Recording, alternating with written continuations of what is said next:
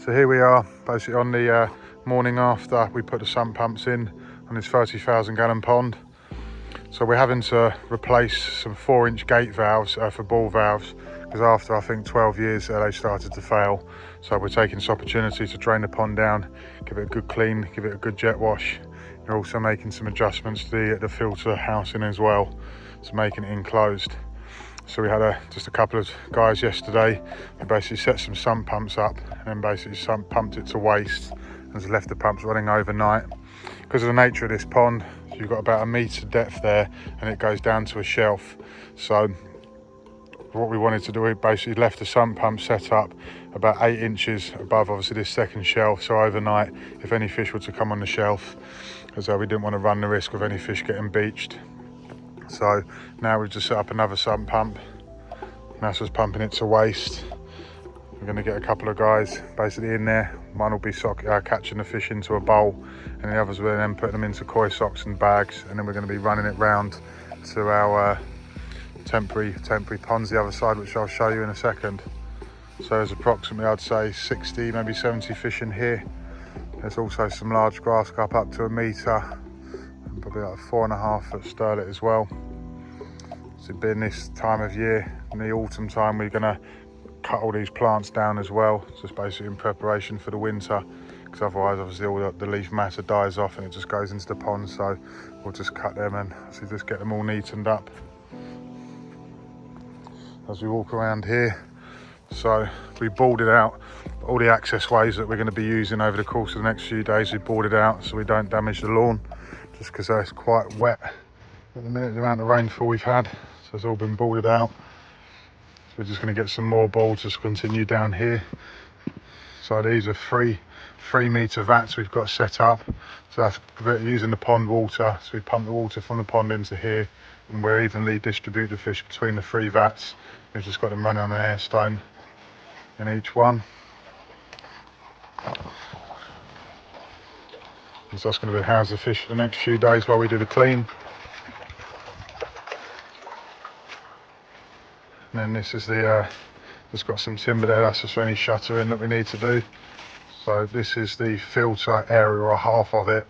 So this is the gravity fed side where you've got like the drums, the skimmer bay and pump bays. So we're going to remove all of this deck in here, square off this corner and build a block built building around obviously around the perimeter of that.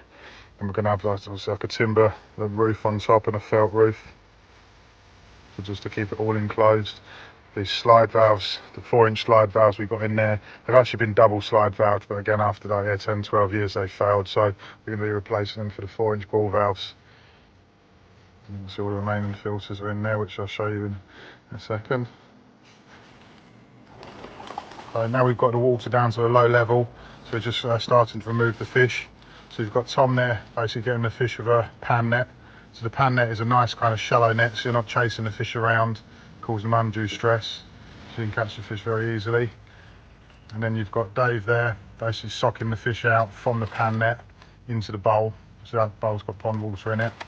And then we're going to put a few fish into the bag, and then Stelios then carries the bag across into the vat and releases them like that. So when you're netting and moving fish like this, you just need to be the quickest, most efficient way, obviously, just so you're not stressing the fish for an undue period of time, and obviously just so you don't get any damage either. So obviously by using like a wet sock, so you're not dropping anything, you use obviously like the actual bags, so there's nothing that the fish can knock themselves on. When you lift the bags across, it's just minimal amount of water, only 3 to 4 fish per bag.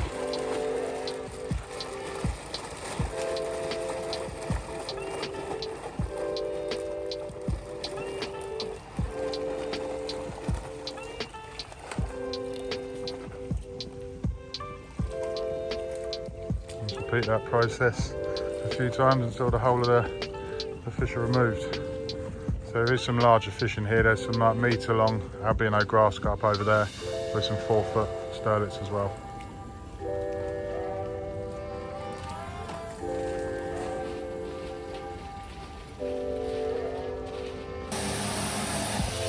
So now all the fish are removed from the pond, so we're just going round to So we've got 2 jet washers on the go. We've got Finn over there and Dave doing 2 separate hose sources. So you're giving the pond a good jet wash down.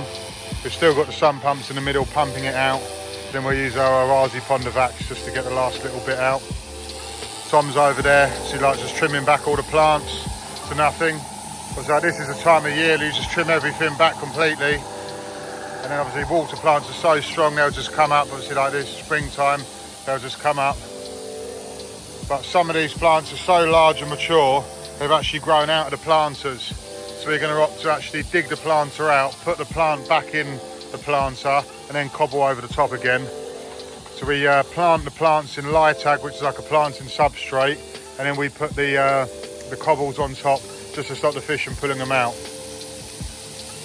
But yeah, like cutting back the plants like this is something we do at least once a year. I mean, these are quite mature, these plants, so sometimes they get cut back like this twice a year.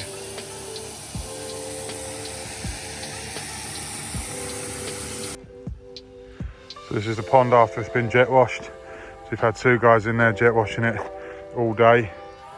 So we've obviously had the vacuums vacuuming out like from the drains like constantly also.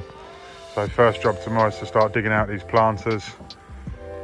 Just gonna like lower because the plants where they're so mature, they basically growing on top of the actual planters. So we're just gonna obviously cut them into segments, reduce the actual size of the plant, and then put them lower in the planter. If you can see, obviously we've just got to take the cobbles off and give these a good jet wash. So we plant in Lytag like a planting media, then put the cobbles on top just to stop the fish from putting them all out. It'll be amazing, things like this iris, we just completely cut it level, but in the springtime it'll just blossom into full plant again. So this is one, we've got some water lily in this one, and this is another one where we just saved some iris over there, which we've got plants in there. And so once we've done all the planting, we can give the surround a jet wash round. Do the copings, a good jet wash, and then by tomorrow evening we'll have the pond filling again. As I walk around, so that is the pond. So I'm just going to walk around, we'll just show you the vats full of the fish. So you've got 3 3-metre vats around here for the fish. We've just split them all evenly. We've got an air blow on each. There you go. It's quite sparsely stocked, the vats. So it's just only been here a couple of days anyway.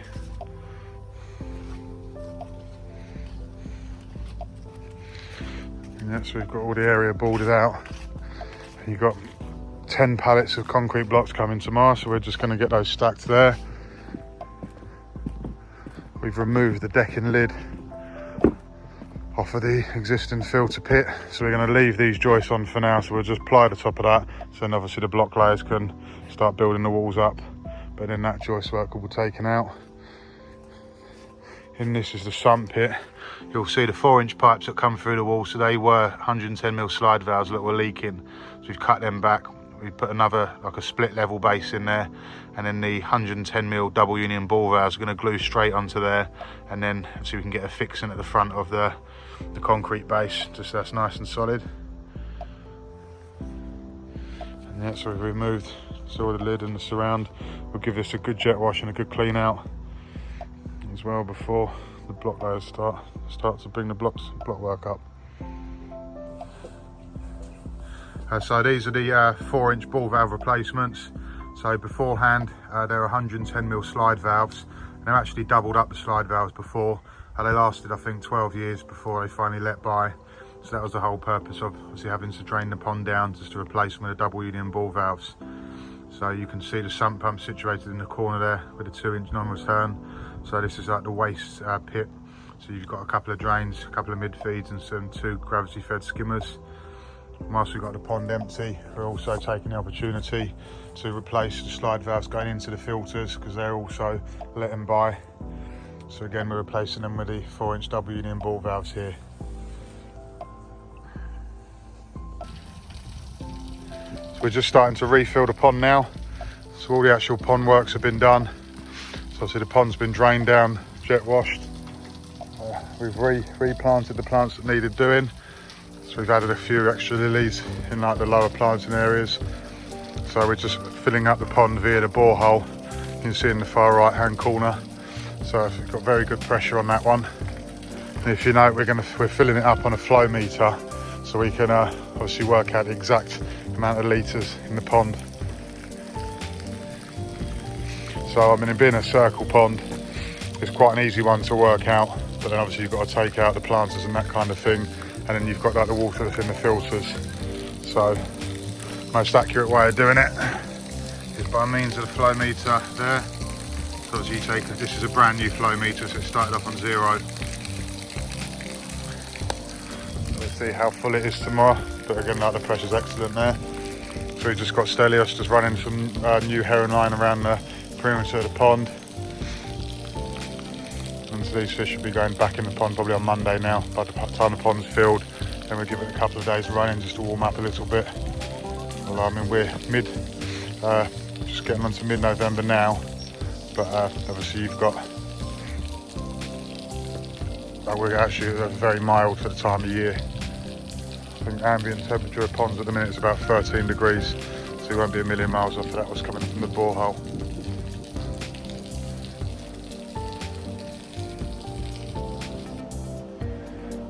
So this is the pit now. So we've replaced the 4-inch ball valves along here. This is the slide valves before we let them by. So we've given the pit a good jet wash out, a nice clean. So tomorrow we've got the excavator coming. We're just going to excavate this ground here, just to put some sub bases to carry on this path over to here. And then we're going to build the walls based up around the perimeter of this pit. And we can have like an entrance way here as well. So we've got to excavate this down. We're going to put a sub base in there as well. So we're just going to square the pit up basically.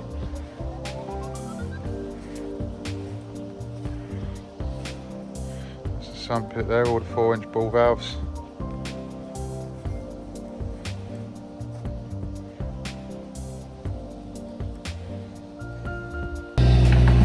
So this is the first morning of the excavator.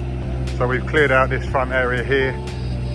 So we just have us for preparation for a pathway and for the entranceway into the pit. We're just digging the deeper footing down there now for when we square this pit off. And then we're going to be digging a flower bed along here for a laurel hedging, and then we're going to form some steps there. So the steps that are currently there are going to end up the same level as that.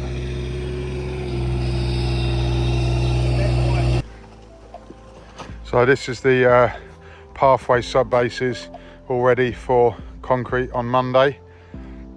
So he's got a sub base here just so we can get from this path to go in entranceway into the pit. This is a deep footing here because this block wall is going to carry on round. It's going to go that way, and then that's where we're going to walk into the pit. Just dug a hole along there because we're going to plant some laurels in front just to hide the filter house. Just got one pallet of blocks loaded up there just so the block layers can put their first couple of courses on. And then this is some sub bases just for the pathway to carry on from down here and go down onto that lower section. So we started the block work this morning on the pits around. So we just got the central bit kind of boarded out just so the big layers can work either side. So we just got the damp course basically running through there. So this is 9-inch blocks just laid flat on their belly, so a solid wall. It's going to be cladded from the outside. So just getting the corners up, and then obviously they'll just join it in the middle. So he's got that corner up already. Let's continue to run round. And so we've just got more blocks here. Look, obviously we just supply the block layers as they come up. So I think we're going to go 2.1 above the damp course level, so you've got nice head height as we're walking in the pit. So this was how far the 2 block layers got yesterday. So we're here for the second day, and they should get the block work completed. So you've got the 1100 door as you walk in there, and the door should be opening inwards onto that porch bit.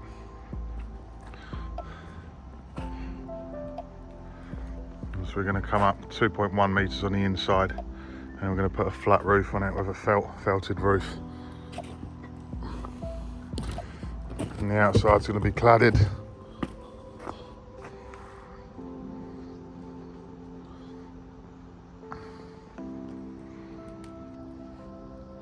So that's all the block work finished now on the filter pit. So you'll see this 9-inch concrete block just laid flat on its belly. We've just got a clad, obviously all the outer surrounds of it. We've set the wall plate in today also, ready to accept the roof on Monday. We'll make a start on that. So we put the wall plate all the way around. So we're just going to have a flat 6x2 timber roof on this one. There's going to be a skylight and furrings going down from 6-inch down to nothing towards the back.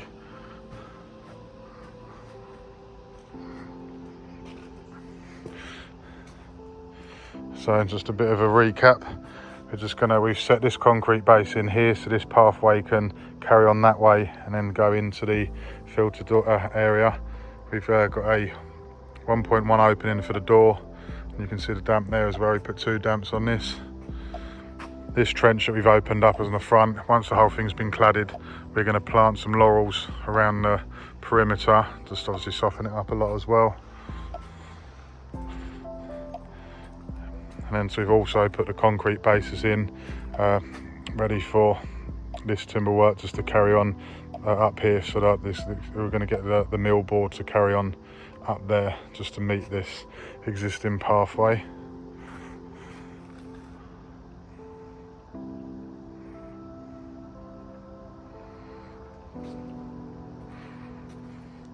Right, so we've just given the path just a quick wash down or whatnot, and then we've just got to lift the boards up, just obviously because it's a Friday and we're not here over the weekend, so that's all the timber for the roof, so we can make a start first thing on Monday. Just going to lift all these boards up just so the grass can recover a bit. That's just because we've got the mixing station set up far up over there, so we always board it out just so we don't ruin the grass whilst we're doing the construction work, really. So the days of timber work today. So we put the roof on. So it's 6x2s, like spanning like the width of the building. And then we've got 6-inch furrings on the top, obviously just going down to nothing just to get the fall. So we've just got a slight overhang at the front. And then we're cladding the side of this building, so the cladding will finish just basically roughly level with that, and then the fascia will just hang down over. As you walk in, we've got the opening for the skylight there. And we've got all the noggins and everything in as well. So on the top of the skylight, we're also putting some furrings on that. So the glass, basically all the debris doesn't sit on the glass and it washes off. And so once we've got the OSB on tomorrow, we'll paint all of the timber work and then just ready for the felt to be done the next day.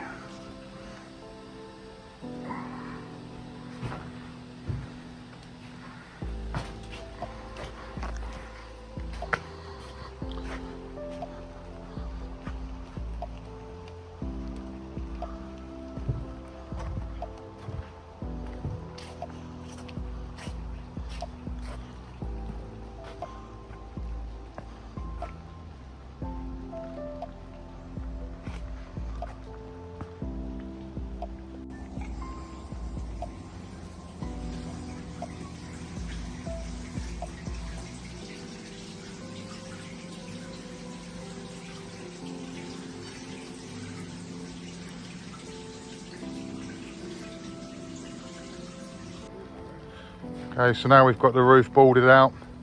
So I've used the OSB board, obviously on the roof, that sits on the furrings. Basically around the 3 edges, so the 2 sides and the front, we've got Arris rail, and that's like the felted roof will just come up and lip over that. And it falls down to the back. We're going to have the gutter running along the back there. We've also got the skylight there. It's for a 1.4 by 1 metre skylight. We've got there, just on the entrance of the pit.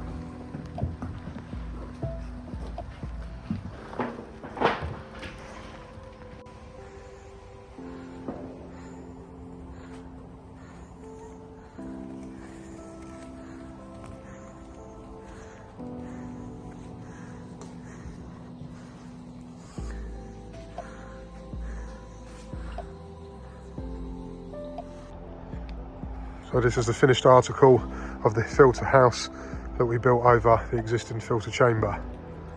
So it's concrete block construction with feather edged, basically all the walls, a felt roof.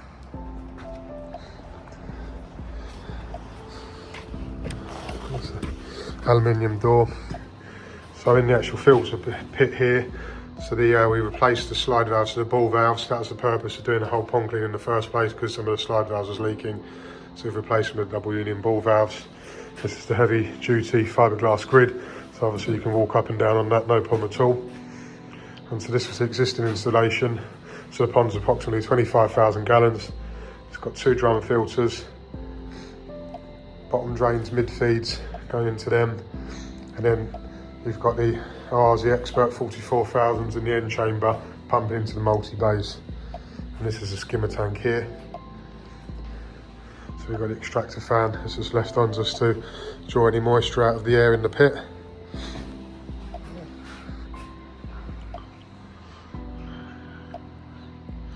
There's a skylight just to let some light in for the entrance.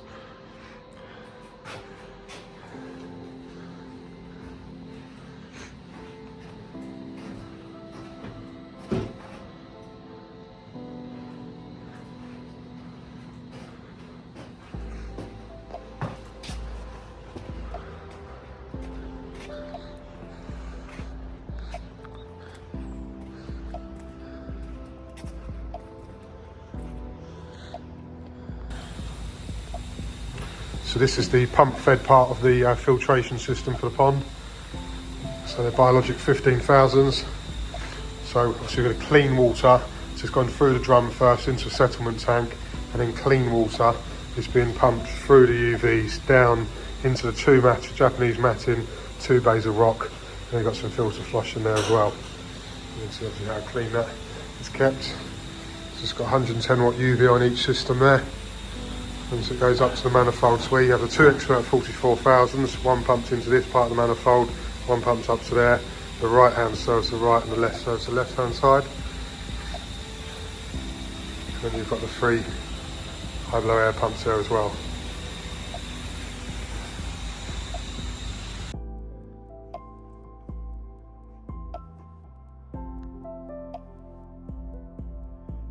This is the pond, approximately 25,000 gallons.